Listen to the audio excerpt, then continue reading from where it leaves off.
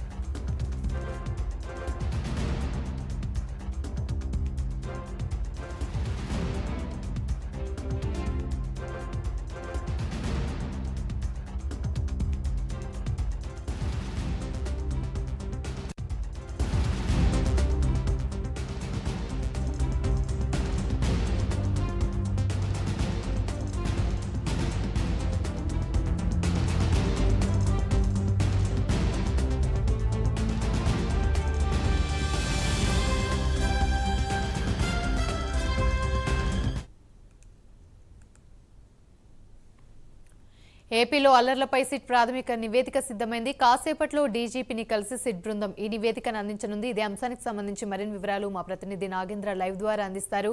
నాగేంద్ర, చెప్పండి. Hello hello Nagendra, ఏపీలో అల్లర్లపై SIT ప్రాథమిక నివేదిక అయితే సిద్ధమైంది. కాసేపట్లో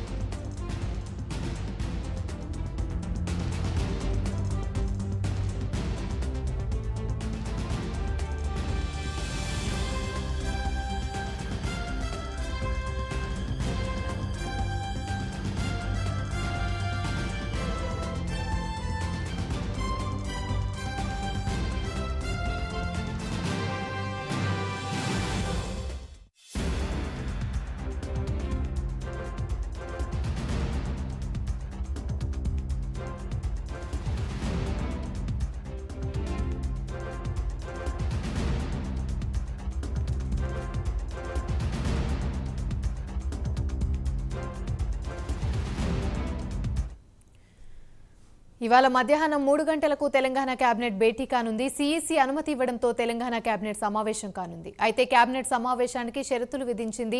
అత్యవసర విషయాలపైన చర్చించాలని సూచించింది. ఎన్నికల విధుల్లో ఉన్నవారు భేటీకి వెళ్లకూడదని సిఈసి వెల్లడించింది.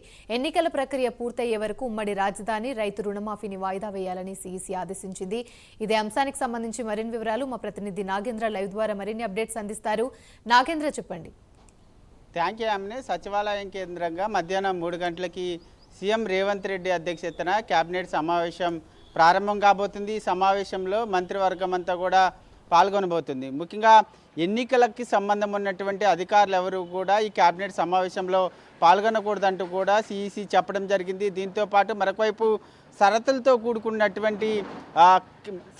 కూడుకున్నటువంటి పర్మిషన్ ఇచ్చినటువంటి పరిస్థితి ఉంది. ఎందుకంటే తెలంగాణ రాష్ట్రంలో ఎన్నికల కోడ్ అమల్లో ఉన్నటువంటి నేపథ్యంలో ప్రస్తుతం సిఈసి పర్మిషన్ ఇచ్చింది, కానీ షరతులు విధించడం జరిగింది. దాంట్లో ప్రధానంగా ఒకటి రైతు రుణమాఫీతో పాటు మరొకవైపు ఉమ్మడి హైదరాబాద్ రాజధానికి సంబంధించినటువంటి అంశాన్ని ఈ రెండు కూడా ఎజెండాలోకి తీసుకోకూడదు. రాష్ట్రంలో ఉన్నటువంటి ఎమర్జెన్సీకి సంబంధించినటువంటి అంశాలే కేంద్రంగా కేబినెట్ సమావేశాన్ని నిర్వహించుకోవాలంటూ కూడా సిఈసి చెప్పడం జరిగింది. దానిలో భాగంగానే ప్రస్తుతం షరతులతో కూడుకున్నటువంటి పర్మిషన్ ఇచ్చినటువంటి నేపథ్యంలో ప్రస్తుతం మధ్యాహ్నం 3 గంటలకు జరిగేటటువంటి సమావేశంలో రైతాంగానికి సంబంధించినటువంటి అంశాలతో పాటు మరొకవైపు విద్య, అంటే రాబోయేటటువంటి జూన్కి సంబంధించి కొత్త విద్యా సంవత్సరం ప్రారంభమవుతున్నటువంటి నేపథ్యంలో విద్య, అదేవిధంగా రైతాంగం, అదేవిధంగా మరొకవైపు భారీ వర్షాల కారణంగా నష్టపోయినటువంటి రైతాంగానికి సంబంధించినటువంటి అంశాలతో పాటు మరొకవైపు మేడిగడ్డ, అన్నారం,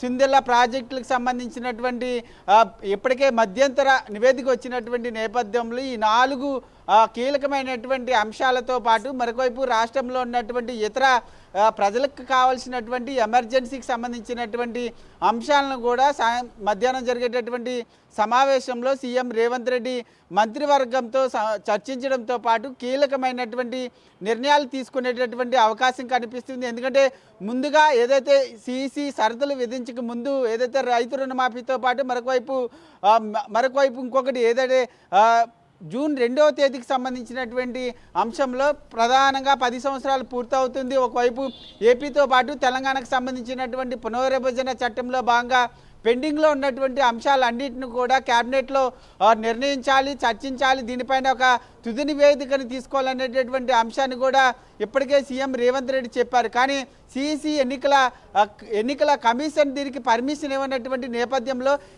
మరో కీలకమైనటువంటి అంశాలన్నింటిని కూడా క్యాబినెట్ సమావేశంలో చర్చించి ఆమోద ముద్రేసేటటువంటి అవకాశాలు అయితే కనిపిస్తున్నాయని చెప్పాలి. Right, thank you.